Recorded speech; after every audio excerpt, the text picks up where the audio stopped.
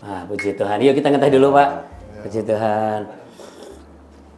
Ya, Bapak Ibu sekalian, shalom dari rumah kita bersama studio mininya BPD GBD Jakarta. Kita kumpul bersama Pak Bumintat selaku Kabid Teologi BPD GBD Jakarta sekaligus Gembala Sidang dari GBI Glory United. Shalom. Ya, asik. Shalom ya. Kalau orang-orang teologis itu harus begitu ya, Pak ya. Harus yang shalom gitu ya, Pak. Juga di sebelahnya lagi juga nih CB Teologi dari Jakarta Utara. Beliau Bapak Pendeta Daniel Tan. Nah, Gembala Sidang GBI Gregorio. Shalom. Iya, juga di sebelah saya pasti Bapak Ibu Gembala sering bertemu dengan beliau ya, selaku Sekretaris BPD GBI Jakarta sekaligus Gembala Sidang GBI Marunda.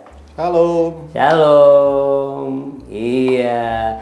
Kita ketemu di Ngeteh ngobrol teologi dan yang pastinya untuk semua Bapak Ibu Gembala yang siap dipakai Tuhan lebih lagi dan sekarang sedang mengembangkan gerejanya, pas banget nih kita lagi ngobrolin mengenai gereja. Nah, untuk gereja ini mungkin siapa yang bisa memberikan starting point mengenai gereja, terutama untuk para hamba Tuhan Gereja Batu Indonesia yang baru-baru ini baru saja dilantik sebagai gembala Rani ya. Tentu harus ada pemahaman yang dapat dipahami. Silakan Pak Maringan. Baik, yang perlu kita ingat bersama-sama selalu bahwa GBI itu adalah bukan sentralistik gerejanya, tapi desentralisasi. Jadi dalam hal ini Yang artinya, Pak? Dalam hal ini peranan gembala itu secara otonom sangat menonjol, tetapi keotonoman gembala jemaat dibatasi oleh tata gereja, dibatasi oleh pengajaran GBI. Nah, itu nggak boleh keluar dari rumus itu. Ya, secara manajemen dia memang yang mengatur, bukan majelis yang mengatur ya. Mungkin kalau dalam struktur gereja ini mirip-mirip episkopos ya kita ya. Kayak episkopal. Ya, mau dilanjutkan Pak Bon? Mirip-mirip dengan episkopal kan lebih menekan kepada gembala ya. Gembala kemudian kita ada sinodalnya.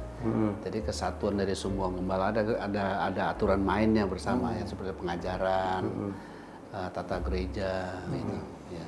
Nah, ada yang mengatakan bukankah itu malah jadi segmented tuh, ada diatur buku pengajaran dasar, lalu kemudian juga ada tata gereja. Seharusnya kan bisa lebih dinamis, lebih terbuka, lebih bebas. Artinya karena Roh Kudus kan pergerakannya bebas. Nah, silakan siapa yang mau ditanggapi? Pak Daniel barangkali. Oh ya. Jadi memang di satu sisi ada aturan-aturan rule of the game yang harus dilakukan, tapi kemudian tetap ada sifat otonomnya ya. Dan untuk masalah doktrin itu memang juga selalu dipantau dan selalu diperhatikan gitu sih Pak. Kalau dari kata gereja sendiri mungkin Pak Bun langsung aja berasal dari kata apa supaya hamba Tuhan yang sudah dilantik kemarin tuh bisa kembali lagi di reminding. Ya, 4 tahun jago dia sudah tahu. Nah, bener, boleh lah. Berasal dari kata apa yang artinya tapi secara aplikatif apa? Yang tadi tentang kan Apa? kenapa mesti bebas ya? Kalau pengajaran kan tidak dilahirkan oleh gereja dari Tuhan kan. Jadi kita nggak bisa bebas. Bebas kita tuh sempit. Jadi kita harus dibatasi oleh pengajaran Tuhan, itu doktrin prinsip. Ya. Kalau untuk pengaturan hal yang tidak esensi, hal yang tidak melanggar kebenaran ya, itu masih bisa dimaklumi ya. Tapi kalau pengajaran ya nggak bisa. Tapi bukankah semua gereja-gereja ketika seseorang mau membuka pelayanan, membuka gereja, itu memiliki satu tujuan, yaitu mengabarkan Injil, lalu kemudian juga mengumpulkan orang-orang yang beriman, lalu juga membaptis mereka dalam nama Bapa, Anak, dan Roh Kudus. Apa yang membedakan GBI dengan gereja-gereja lain dalam konteks kebenaran yang tertata tadi seperti yang ada dikatakan di tata gereja? Silakan Pak Maringan. Gereja GBI itu unik karena di tata gereja kita kan dia bisa disebutkan satu jemaat lokal jika sudah ada anggotanya 12 yang dibaptis. Itu kan jumlah yang mungkin bagi gereja tertentu, kok kecil aja gereja. Tapi kita memang dari awal berdiri GBI, founding father kita, Dr. L. Senduk sudah mengatakan hal seperti itu dan kita tinggal meneruskannya. Ya. Dan terbukti karena tujuan membuka gereja itu adalah menuai jiwa-jiwa. Ya. Kebanyakan hampir semua pembukaan yang dimulai dari jumlah yang minim itu pada perkembangannya mengalami peningkatan jumlah yang di atas 100%, 200%, 300% dan seterusnya. Jadi memang itu hanya awal teknis pembukaan gerejanya saja. Gitu. Kalau sistem pemerintahan di GBI sendiri yang diatur sesuai dengan tata gereja, itu seperti apa sih Pak? Kalau kita ya prinsipnya kalau kita buka gereja ya tentu harus jemaat ya. Aturannya itu harus pejabat gereja Pejabat ya. gereja. Itu bisa PDP, bisa PDM, bisa pendeta penuh. Tapi kalau dia yang buka gereja itu ada pendeta pratama atau pendeta madya, dia masih ada di bawah pengawasan pembinaan gembala yang pendeta penuh. Mekanismenya seperti itu. Kalau dia pendeta penuh, tentu dia langsung otomatis bertanggung jawab terhadap pembukaan pelayanannya. Kalau dia masih pendeta pratama, pendeta madya, itu masih di bawah bimbingan pengawasan gembala pembina. Gitu yang pengangkatan gembala pembina itu juga harus disetujui oleh organisasi BPD. Ya. Gitu. Jadi tujuannya adalah supaya setiap gereja yang bertumbuh baru itu tetap dalam bimbingan, kontrol organisasi supaya berjalan sebagaimana mestinya. Ya, kalau kita berkembang ke arah setiap gereja kan punya sifat-sifat masing-masing. Nah, siapa ini yang bisa berbagi informasi dan pengalaman tentang sifat-sifat gereja yang ada di GBI itu berkembang seperti apa, atau yang juga ada di luar-luar yang bisa berkontribusi atau bekerja sama dengan GBI? Silakan yang mau menjawab. Silakan Mbak Daniel. Oh, mungkin Kita lebih ke pengamat soalnya. ya. Bukan berarti sifat gereja pada umumnya secara teologis tentu. Iya, iya. Secara praktika yang kita alami kan. Iya. Ya, intinya sih kalau yang diatur ya di pengajaran dasar itu lebih ke mungkin lebih ke ciri-ciri gereja yang sehat ya. Dan itu dipegang oleh GBI ya. Pertama di mana firman Tuhan itu harus disampaikan dengan sungguh-sungguh. Jadi betul-betul unsur firman Tuhan itu harus ada dengan sungguh-sungguh. Dan kemudian yang kedua di mana harus ada sakramen, sakramen baptisan ya, terus kemudian sakramen perjamuan ya. Dua macam sakramen itu harus ada. Dan kemudian yang selanjutnya apa ya Pak ya selanjutnya ya Pak? Sebenarnya Sifat gereja. ciri-ciri gereja ya. Disiplin ya. Disiplin untuk membayar perpuluhan dan uang pejabat juga. Ngomong-ngomong disiplin ya, sekarang kan gereja kan terlalu menjamur ya. Dia disiplin pindah gereja lain loh. Iya. Iya betul, iya kan? Iya. Kalau Betul, gereja betul. sentralisasi mungkin disiplinnya gampang, ya kan? Tapi kalau desentralisasi disiplin pindah ke sebelah, ke tetangga sebelah. Ini pengamatan Pak Bun di lapangan bahwa desentralisasi yang sekarang justru adalah perpindahan jemaat dari satu gereja ke gereja sebelah gitu. Maksudnya kalau kita desentralisasi, mendisiplinkan jemaat itu karena penjemaat kan mau diatur kan, dia maunya kalau disiplin dia lari ke gereja sebelah gitu, ya. Kalau sentralisasi kan nggak bisa, dia lari kemana tetap punya itu juga dong, kontrol dari atas yang sama. Itu mungkin salah satu menjadi Kalau tantangan. gereja, Ya. maksudnya Pak Bun, kalau gereja sentralisasi kan ini jemaat warganya A, dia terdata udah di situ, dia mau pindah kemana tidak mudah, harus ada mutasi segala macam. Kebanyakan kita di GBI di gereja Aliansi Pentakosta, warga datang baru kan nggak diminta surat mutasinya. Iya. Kalau dia merasa nyaman di situ, betah di situ ya sudah. Besok-besok dia mendaftarkan diri jadi warga jemaat, gitu. Kita nggak melihat seperti itu sering kali kan. Kita nggak proseduralnya nggak seperti yang gereja yang sentralistik tadi, yang memang database-nya di sana ada oh ini jemaat saya, kadang-kadang udah 2 tahun aja masih diklaim kalau udah meninggal yang ngurusin masih dia katanya. Nah, ya ini menarik Pak. Oh ini jemaat saya. Tapi sebenarnya kita harus bisa memberikan sebuah penyadaran juga ya, dan ini jemaat saya atau ini jemaat Tuhan. Ya, untuk Tapi bisa kembali sebelum menjelaskan itu, mungkin itu. tadi disiplin itu kan masalah menegur kesalahan jemaat ya. Kalau sentralisasi, kemudian contoh gereja Katolik Roma, ya kan dia sentralisasi itu. Itu mau lari ke gereja manapun, kalau sudah disiplin gereja nggak bisa diterima. Nggak bisa terima. Gitu. Kalau kita kan Protestan kan sentralisasi, Desentralisasi. ya kan? Dia gereja A, lu disiplin dia, lari dia nggak mau terima, dia pindah ke gereja lain. Gitu. Itu tantangan. Kalau nggak cocok di gerejanya Pak Umiat, pindah kata Mbak. Iya, tantangan. Lah nggak mau di Oh penggembala. sama-sama GBI, masalahnya gimana?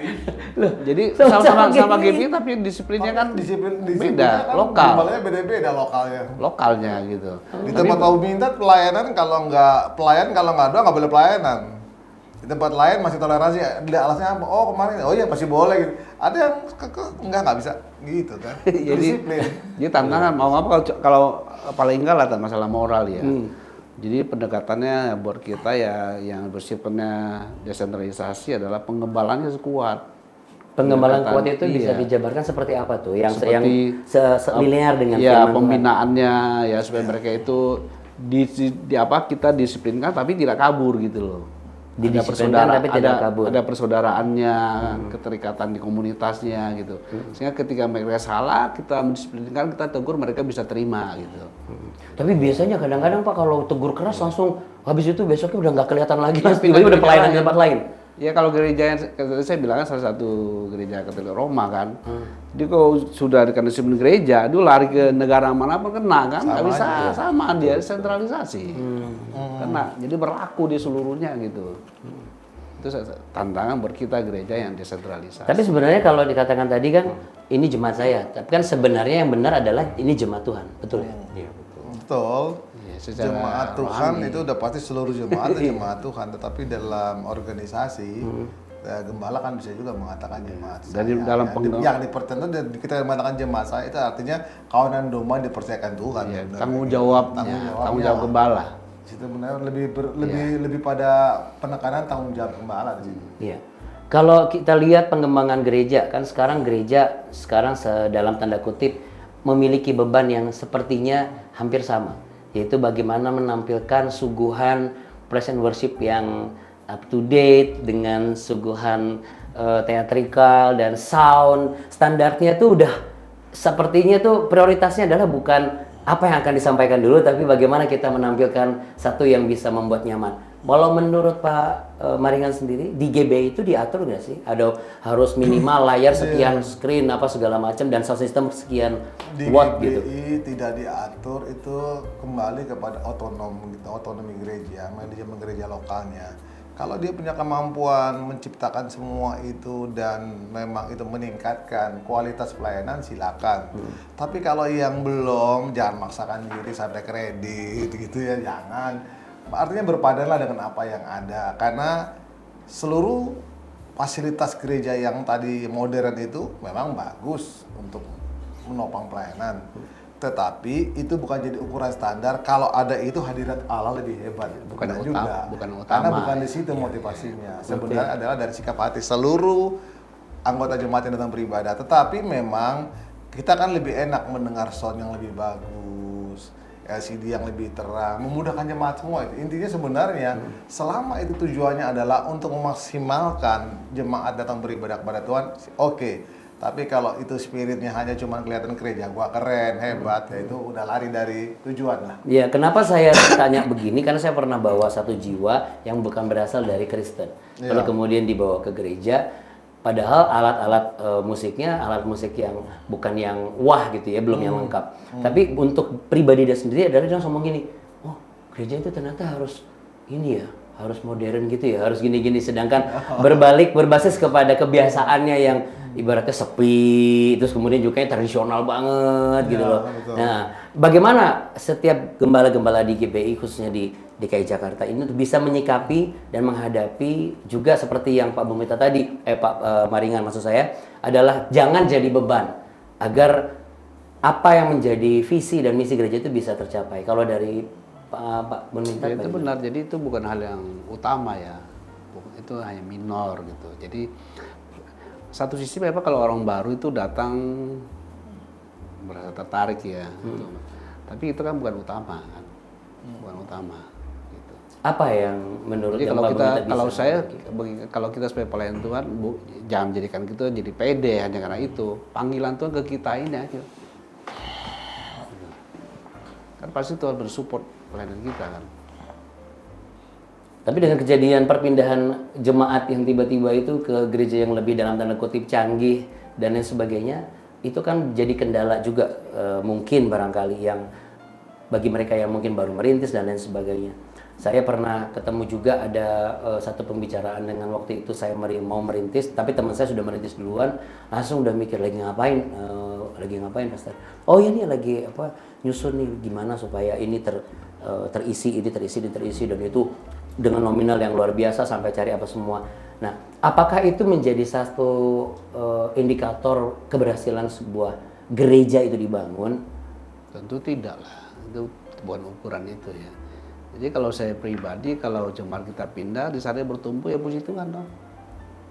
Gitu. Jangan merasa terbebani, menjaga itu lama kita stres pelayanan kan. Pindah sana, pindah sini. Kita lakukan sesuai tugas panggilan kita aja. Beritakan firman Tuhan, kalau dia mau kita bina, kita pelihara rohani mereka gitu. Kalau dari sisi teologis atau dari isi Alkitab, munculnya gereja itu sebenarnya berasal dari mana sih Pak? Munculnya gereja? Iya, itu berasal dari sinagogah dulu zaman dulu atau bagaimana bisa bagi ilmunya? Bukan, gereja kan lahir dari Tuhan kan, sejak kebangkitan Tuhan Yesus. Ya kan? Bagaimana murid-muridnya berkumpul bersekutu, orang percaya, dipanggil keluar dari kegelapan, eklesia. Dipanggil keluar dari kegelapan. Gitu. Kepada terangnya ajaib, 1 Petrus pasal 2 kan. Iya. Jadi tentu karena kita sudah memiliki kelahiran baru, hidup dari Allah. Itu cikal bakal gereja dari situ, lahir dari kebangkitan. Gereja itu muncul bukan dari kematian Tuhan Yesus loh ya. Dari kebangkitan Tuhan Yesus. Makanya hari Minggu ya Pak. Jadi ya Tuhan Yesus mati kan buat semua orang. Tapi dia bangkit tuh lahir gereja kan dari kebangkitan. Maka Tuhan Yesus disebut sebagai firstborn from the dead. Yang pertama lahir dari kematian itu adalah Tuhan Yesus. Sebut kalau Indonesia terjemahan adalah yang sulung dari antara yang mati. Ya. Gitu. Jadi dia adalah kepala kita. Yang sulung dan kokor sulung kita juga. Nah, Kristus sebagai kepala, saya rasa semua gereja juga memahami ini dan GBI sebagai tubuhnya berada di 3 aras, ada PGI, PGPI dan juga PGLI ya. Ada organisasi ya. Iya, mengenai organisasi ini. Tapi kalau secara teologi saya lihat kalau kita mengakui Yesus kepala gereja, apa buktinya? Tunduk kepada pengajarannya. Gitu. Kalau kepala sudah tidak connect dengan badannya, kita kan jadi lumpuh. Ya kan? Kalau kita mengakui Yesus adalah kepala, kita harus tunduk kepada pengajaran Alkitab. Pengajaran dari Tuhan itu. Kalau kita mengakui Yesus kepala dan kita tidak tunduk kepada pengajarannya sendiri kan nggak mungkin. Itu penyangkalan terhadap kepala sebenarnya kan. Nah, berkaitan dengan yang tadi, posisi GB itu sebenarnya di mana sih? Ya memang kita ada di 3 aras itu, ada di aras PGI, ya, bahkan kalau di aras PGPI dan PGLII, ya, Dr. H.L. Senduk tuh atau GBI adalah justru salah satu pendiri dari kedua aras tersebut. Sebabnya kita sampai sekarang ada di aras itu, ya. Kalau bagi orang lain mengatakan kok nggak punya pendirian, tidak, bukan nggak punya pendirian. Justru di sana kita GBI bisa menjadi unity dengan siapapun juga. Ya baik PGPI yang PGI yang mayoritas itu umumnya gereja mainstream ya. Iya. Kalau di PGPI itu adalah benar-benar 96 sinode gereja beraliran Pentakosta. Nah kalau PGLI itu kan aliran Injili ada, Pentakosta ada gabung sih.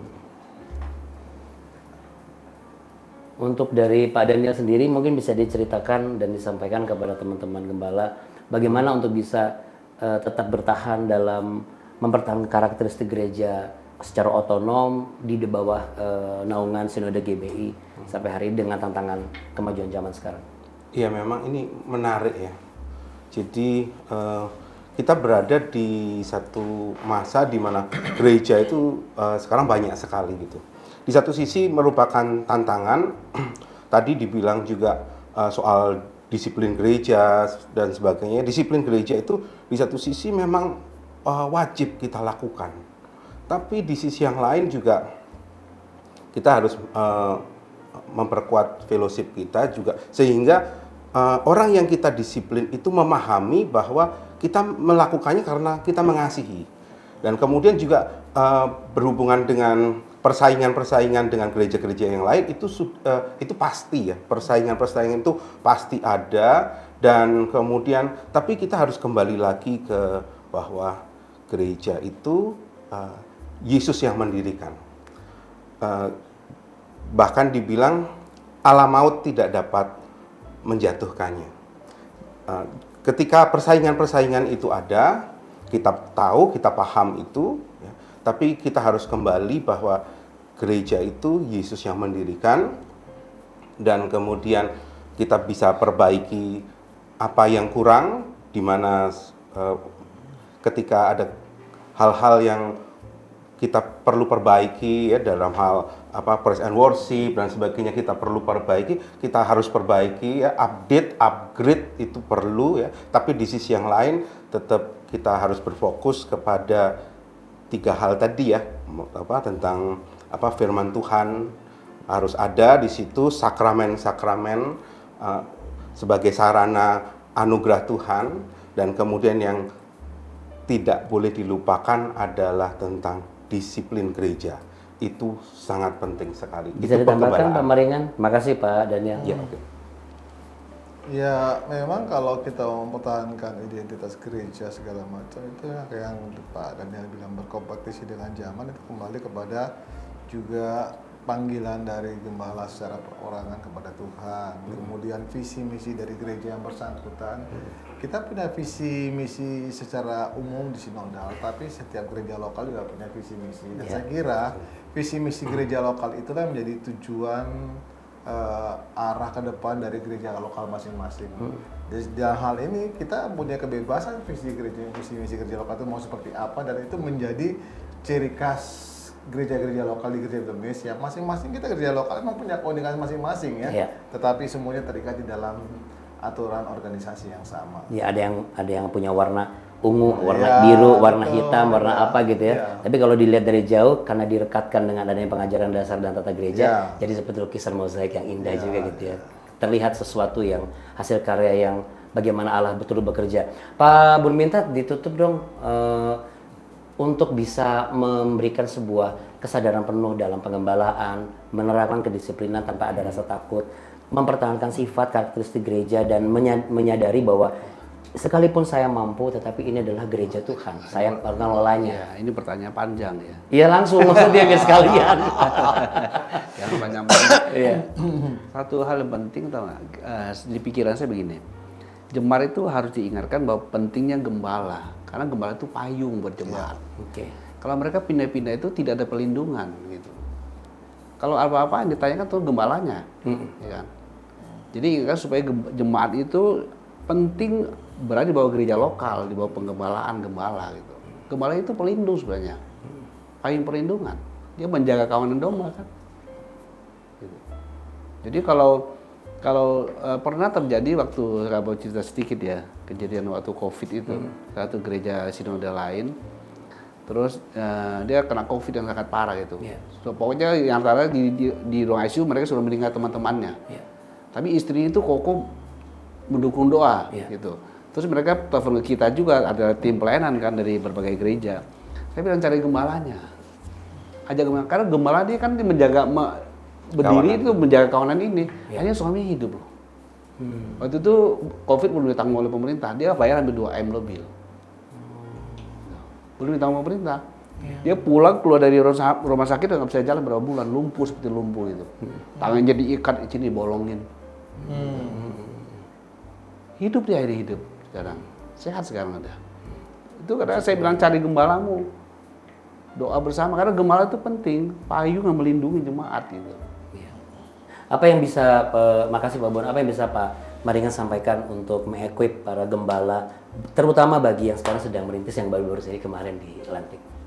Ya, untuk setiap gembala ya ikutilah panggilan Tuhan yang secara pribadi didapatkan secara khusus oleh setiap gembala. Kenapa dia mau jadi gembala, dan kerjakanlah semua tugas dan kepercayaan Tuhan berikan sepenuh hati dan mengandalkan Tuhan. Saya percaya jika kita melakukan itu semuanya pasti berhasil lah. Amin, amin, amin. Apalagi didukung oleh GBD Jakarta ya. Ya, pastilah. Yang siap untuk menampung, makanya dikatakan sebagai rumah kita bersama. Kalau Ya, Anda datang ke sini. BPD memang mendukung pembukaan jemaat baru, jadi dibatasi memang ya, ada anggaran yang diberikan kepada yang baru merintis, dibantu tiap bulan kalau dia sewa gedung dibantu. Tapi itu nggak semuanya Ya. dinilai mana yang layak dibantu. Itu adalah bentuk dukungan dari organisasi yang ingin gereja itu terus bertumbuh dan bertumbuh sehat. Ya, jadi bukan hanya sekedar masuk, gabung, lalu Ya. ya udah dilepas gitu. Jadi bukan otonomi yang terserah lu gitu ya. Tapi berarti harus ada hubungan yang berkesinambungan juga dengan BPD. Ya. Ya. Kalau dari Pak Daniel sendiri mungkin ditambahkan. Iya, kita mesti kembali ke filosofi dari gereja yang paling mendasar, bahwa gereja itu Yesus yang mendirikan. Kita cuman sarana, kita cuman alat, jadi kita nggak perlu takut apapun yang tantangan apapun yang ada di depan kita nggak perlu takut ya, karena ada Tuhan Yesus yang bertanggung jawab. Dia yang mendirikan gereja ini, kita melakukan yang terbaik bagian kita. Ya. Pak Bun Minta. Ya. Jadi kita lakukan tugas panggilan kita. Dan ini tadi ditanya tuh kan bukan berapa jemaatmu nanti kan. Ya. Sudahkah kita penuhi panggilan kita masing-masing? Ya. Ya kan? Bukan berapa jemaat kita kumpulkan. Ya. Ya. Jadi para gembala tetap semangat. Tetap semangat ya. Kalau gitu kita mari ngeteh dulu Bapak-bapak supaya lebih semangat nih, tetap semangat ya. Nah, walaupun sekarang sudah mulai banyak ya orang lebih suka secara online daripada datang onsite. Lalu kemudian juga bolehlah dengan sesekali harinya, jangan minggu terus, hari Sabtu gitu. Ya jadi mikir nih Alkitabiah nggak sih kalau online sama Sabtu ini? Coba kira-kira bagaimana? Jangan dijawab dulu karena itu buat ngetes selanjutnya. Jadi tetap di Ngobrol Teologi bersama kami di sini. Tuhan Yesus memberkati. Haleluya. Ya.